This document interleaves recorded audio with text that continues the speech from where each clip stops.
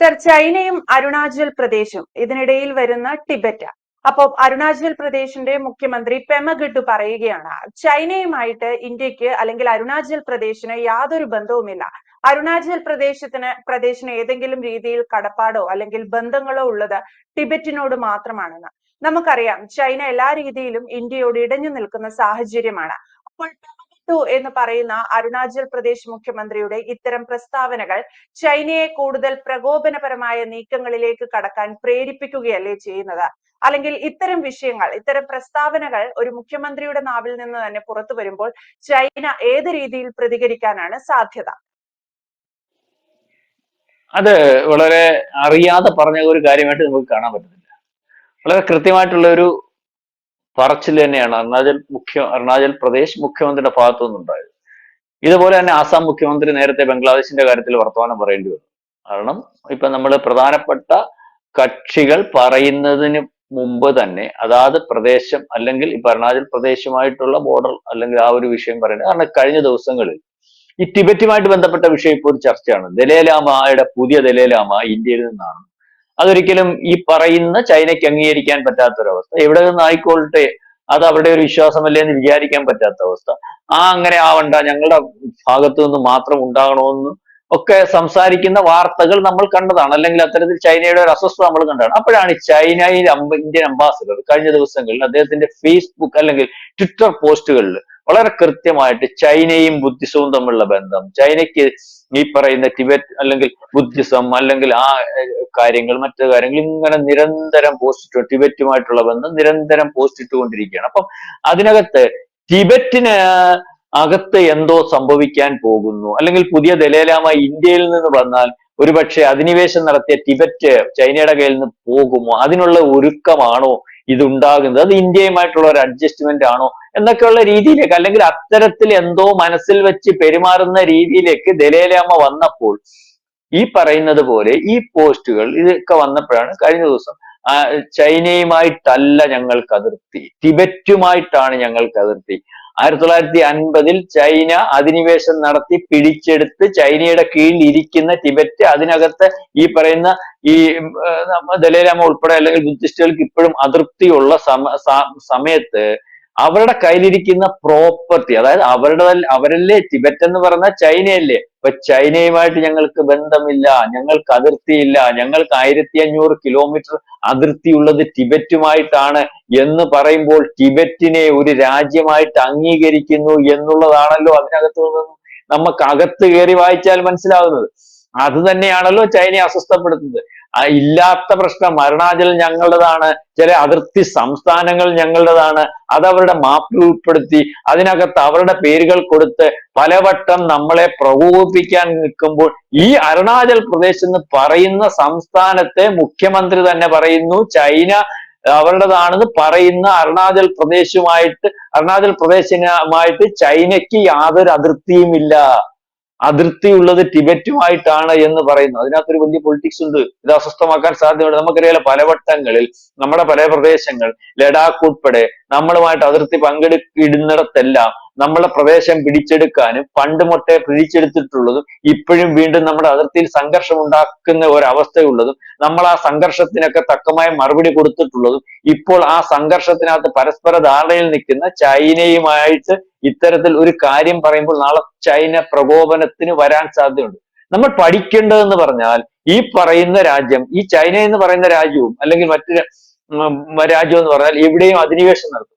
പക്ഷെ നമ്മൾ ഇപ്പോഴുണ്ടായിരിക്കുന്ന ഒരു ഇന്ത്യ, അല്ലെങ്കിൽ ഇപ്പോഴത്തെ ഭരണാധികാരികൾ കാണുന്നത് പോലെയുള്ള ഒരു ഇന്ത്യ, ഇപ്പോഴത്തെ ഭരണാധികാരികൾ ദീർഘവീക്ഷണത്തോടു കൂടി നമ്മളുടെ ഇന്ത്യയെ കരുതുകയും അതിന്റെ സാഹചര്യങ്ങൾ അല്ലെങ്കിൽ അതിർത്തിയിലെ കാര്യമായാലും ഇന്ത്യക്ക് അകത്തെ കാര്യമായാലും ഏത് പ്രശ്നമായാലും അതിനകത്ത് ഇടപെടുന്നത് പോലെ ഈ പറയുന്ന പണ്ട് ഇടപെട്ടായിരുന്നെങ്കിൽ ഒന്ന് കാശ്മീർ വിഷയം, രണ്ടാമത് ഈ ടിബറ്റിന്റെ വിഷയം ഉണ്ടാകത്തില്ലായിരുന്നു.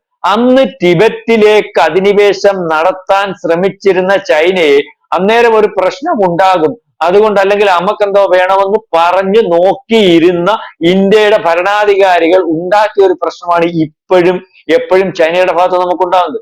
ഈ ടിബറ്റ് ആണെങ്കിൽ നമ്മളുമായിട്ട് ഇഷ്ടമുള്ള രാജ്യമായിരുന്നു, നമ്മളുടെ കൂടെ നിൽക്കാൻ ഇപ്പോഴും ഇഷ്ടപ്പെടുന്ന രാജ്യമാണ്.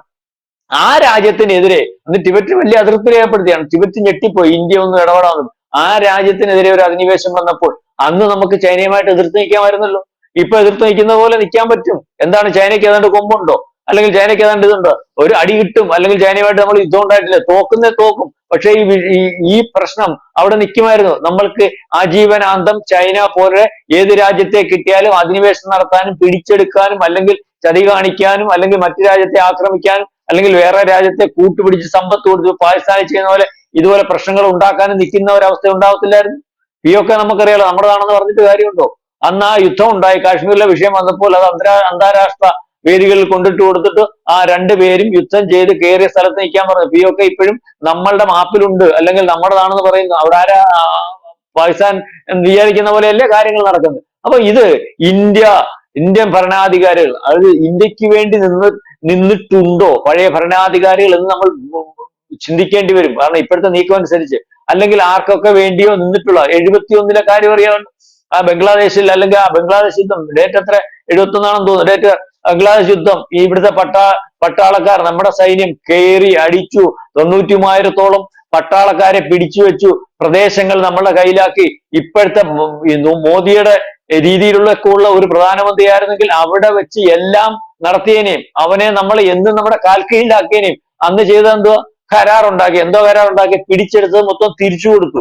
93,000 പട്ടാളക്കാർ ആയുധം വെച്ച് കീഴടങ്ങിയ ഇന്ത്യ മഹാരാജ്യം നമ്മളുടെ 200-ഓളം, 100-നും 200-നും ഇടയ്ക്ക് അവർ പിടിച്ചെടുത്ത പാകിസ്ഥാൻ പിടിച്ചു വെച്ച നമ്മുടെ സൈനികർ അന്ന് ജയിലിൽ കിടക്കുമ്പോൾ അതിനു പോലും ഒരു കരാർ ഉണ്ടാക്കാതെ ഈ പറയുന്ന 93,000 പേരെ തിരിച്ചു കൊടുത്ത ഭരണാധികാരികളുള്ള ഇപ്പൊ കോൺഗ്രസ് പറയുന്ന അന്നത്തെ പ്രധാനമന്ത്രി, അല്ലെങ്കിൽ ഞങ്ങൾ അന്ന് യുദ്ധം ചെയ്തത് കണ്ടോ, ഞങ്ങളുടെ യുദ്ധമായിരുന്നു വലിയ യുദ്ധം എന്നൊക്കെ പറഞ്ഞ് ഭയങ്കരമായിട്ട് ഈ സിന്ധൂരിന് ശേഷം പറഞ്ഞല്ലോ. ആ പ്രധാനമന്ത്രിയുടെ കാലത്ത് നടന്ന കാര്യമാണ് ഞാനീ പറഞ്ഞത്. അതാണ്, നമ്മൾക്ക് വേണ്ടി ആണോ ഇന്ത്യ പല ഭരണാധികാരികളും ഭരിച്ചിരുന്നതെന്ന് ഇപ്പോൾ ഈ സിന്ധൂരും അതിനു മുമ്പുള്ള ഇന്ത്യയുമായിട്ട് കുഴപ്പത്തിന് വരുന്ന രാജ്യങ്ങൾക്ക് കൊടുക്കുന്ന മറുപടി, ഇന്ത്യക്ക് വേണ്ടി ഇന്ത്യ യുദ്ധത്തിന്റെ കാര്യത്തിലും എക്കണോമിക്കിന്റെ ഗ്രോത്തിന്റെ കാര്യത്തിലും അല്ലെങ്കിൽ മറ്റു പല കാര്യത്തിനും നമ്മൾ മറ്റു രാജ്യങ്ങളോട് എടുക്കുന്ന സമീപനത്തിന്റെ രീതി, ഈ രീതിയിലേക്കുള്ള ഒരു പോക്ക് പണ്ടേ ഉണ്ടായിരുന്നെങ്കിൽ, അതായത് ദീർഘവീക്ഷണത്തോടു കൂടിയുള്ള പോക്ക്. ഇപ്പൊ ചൈനയൊക്കെ ദീർഘവീക്ഷണത്തോടു കൂടി ചെയ്ത കാര്യം ചെയ്തായിരുന്നെങ്കിൽ നമ്മൾക്ക് ഇന്നീ പ്രശ്നങ്ങൾ ഉണ്ടാവത്തില്ലായിരുന്നു. ഒരുപക്ഷെ ഈ ടിബറ്റിന്റെ വിഷയം, അല്ലെങ്കിൽ ആസാം മുഖ്യമന്ത്രി ബംഗ്ലാദേശിനോട് പറഞ്ഞത്, നീ ഒരു ചിക്കൻ നെക്ക് കാണിച്ച് ഞങ്ങളെ പേടിപ്പിക്കരുത്, നിനക്ക് 2 ചിക്കൻ നെക്ക് ഉണ്ടെന്ന് പറഞ്ഞപ്പോൾ, അല്ലെങ്കിൽ അതിന്റെ അർത്ഥം എന്ന് പറഞ്ഞാൽ നാളെ കാലത്തെ നിന്നെ വളഞ്ഞു നിൽക്കുന്ന ഇന്ത്യ ഈ ഒരു പ്രശ്നമല്ല, നിന്നെ നമ്മൾ ആ 2 കണ്ടിച്ചിങ്ങെടുക്കും, അതുകൊണ്ട് വിളച്ചിലെടുക്കരുത്. അപ്പൊ അതേ രീതിയിലേക്ക് ഓരോ മുഖ്യമന്ത്രിമാരും ഇന്ത്യക്ക് വേണ്ടി സംസാരിക്കുന്നു, അല്ലെങ്കിൽ ഇത്തരത്തിലുള്ള കാര്യങ്ങൾ സംസാരിക്കാൻ ഇന്ത്യൻ പ്രധാനമന്ത്രിയും അല്ലെങ്കിൽ അമിത്ഷായും ഈ പറയുന്ന അജിത് ഡോവലും ഒന്നും വേണ്ട, ഞങ്ങളുടെ മുഖ്യമന്ത്രിമാർ മാത്രം മതി എന്നുള്ള രീതി ലോകത്തോട് കാണിക്കുമ്പോൾ, അത്രയ്ക്ക് കരുത്തുള്ള രാജ്യം, ഒന്നിനും മാറാത്ത രാജ്യം, ഇന്ത്യക്ക് വേണ്ടി ഏതറ്റം വരെയും പോകുന്ന രാജ്യം, അതേ രീതിയിലേക്കുള്ള ഒരു രാജ്യമായിട്ട് ഇന്ത്യ മാറുന്നു എന്ന് വേണം കരുതാൻ. ഇത് നാളെ കാലത്തെ ദേശീയ മാധ്യമങ്ങൾ ചർച്ച ചെയ്തു തുടങ്ങിയിട്ടുണ്ട്. നാളെ കാലത്തെ ഇതൊരു ചർച്ചയാകും. ചൈനയ്ക്ക് ഇതൊരു അസ്വസ്ഥ ഉണ്ടാക്കും. ആ പറച്ചിലിന് ഇന്ത്യക്ക് ഒരു ലക്ഷ്യമുണ്ടെന്ന് ചൈന വിചാരിക്കും. അപ്പം അത്തരത്തിലേക്കാണ് കാര്യങ്ങൾ പോകുന്നത്, അത്തരത്തിലേക്കാണ് കാര്യങ്ങൾ ഉരുണ്ടുകൂടുന്നത് എന്നാണ് നമുക്ക് മനസ്സിലാവുന്നത്. അതാണ് പ്രശാന്ത് സാർ സൂചിപ്പിച്ചതുപോലെ, 2 ലോകരാജ്യങ്ങൾ തമ്മിൽ പ്രശ്നങ്ങൾ ഉണ്ടാകുമ്പോൾ പലപ്പോഴും അവിടെ സംസാരിക്കാറ്, അല്ലെങ്കിൽ നമ്മൾ ഉയർന്നു കേൾക്കുന്ന ശബ്ദം എന്ന് പറയുന്നത് അവിടെയുള്ള പ്രധാനമന്ത്രിമാരുടെയോ പ്രസിഡന്റുമാരുടെയോ ഒക്കെ ആയിരിക്കും. പക്ഷേ ഇന്ത്യയെ സംബന്ധിച്ചിടത്തോളം അതിർത്തി പ്രദേശങ്ങളിൽ, പ്രത്യേകിച്ച് ചൈനയും പാകിസ്ഥാനും ബംഗ്ലാദേശുമായൊക്കെയുള്ള പ്രശ്നങ്ങളിൽ ഇന്ത്യക്കകത്തു നിന്നുള്ള പല സംസ്ഥാനങ്ങളിലെയും മുഖ്യമന്ത്രിമാരും അല്ലെങ്കിൽ രാഷ്ട്രീയ നേതാക്കളും ഒക്കെ വിഷയത്തിൽ ഇടപെട്ട് തക്കതായ ഒരു താക്കീത് എന്ന പോലെ സംസാരിക്കുന്നു എന്നുള്ളതാണ്. നമ്മൾ നേരത്തെ കണ്ടതാണ്, സാർ തന്നെ പറഞ്ഞതുപോലെ ആസാം മുഖ്യമന്ത്രിയുടെ ഒരു സംസാരം. അതിനുശേഷം ഇതാ അരുണാചൽ പ്രദേശിന്റെ മുഖ്യമന്ത്രി പെമ ഖണ്ഡുവും തീർത്തു പറയുകയാണ്. ചൈനയ്ക്ക് ഒരു താക്കീത് എന്ന വണ്ണമാണ് അദ്ദേഹത്തിന്റെ ഈ പ്രസ്താവനകളെ കാണാൻ കഴിയുക. പക്ഷേ എത്രത്തോളം ഈ രാജ്യസ്നേഹം രാജ്യത്തിന് തന്നെ കൂടുതൽ വിനയായി തീരും എന്നുള്ളതൊക്കെ കണ്ടറിയേണ്ടതാണ്. ചൈനയ്ക്കെതിരെ പ്രകോപനപരമായ ഒരു നീക്കം കൂടിയാണ് പെമ ഖണ്ഡുവിന്റെ ഭാഗത്തു നിന്നുണ്ടായിട്ടുള്ളത്. വ്യക്തമാണ്. Thank you Prashanth sir. കൂടുതൽ വാർത്തകളും വിശേഷങ്ങളും നിങ്ങളിലേക്ക് എത്താൻ ABC മലയാളം സബ്സ്ക്രൈബ് ചെയ്യുക, ബെൽ ബട്ടണും അമർത്തുക.